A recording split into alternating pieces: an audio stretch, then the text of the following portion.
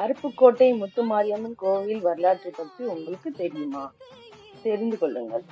முன்னொரு காலத்தில் திருநல்லூர் என்று அழைக்கப்பட்ட அருப்புக்கோட்டையின் வட பகுதி காட்டுப்பகுதியாக இருந்தது.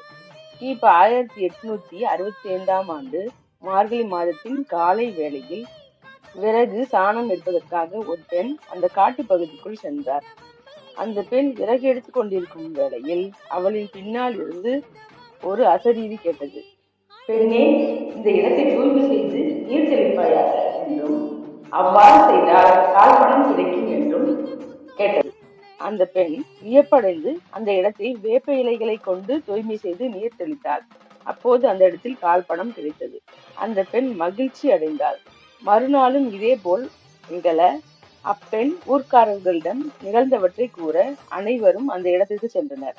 அப்போது அந்த இடத்தில், நான் முத்துமாரியாக இருந்தவரை மக்களுக்கு அறிவுறுவேன் என குரல் கேட்டது. எனவே நாடார் சமுதாய மக்கள் அந்த இடத்தில் பத்மபீட கல் ஒன்று அமைத்து முத்துமாரியம்மனாக வழிபட்டார்கள். இதுவே இத்தலத்தின் வரலாறாக கூறப்படுகிறது. இந்த கோவிலில் பங்குனி பொங்கல் திருவிழா மிகவும் விமர்சையாக நடைபெறும். பங்குனி மாதம் 3ஆம் செவ்வாய் கொடிகட்டி 4ஆம் செவ்வாய் பொங்கல் திருவிழா கொண்டாடுகிறார்கள். அதற்கு மறுநாளான புதன்கிழமை பூச்சட்டி எடுத்து நேர்த்திக்கடன் செலுத்துகிறார்கள். அதற்கு மறுநாளான வியாழக்கிழமை காலையில் பூக்குள்ள இறங்கி பக்தர்கள் தங்கள் நேர்த்திக்கடனை நிறைவேற்றுகிறார்கள்.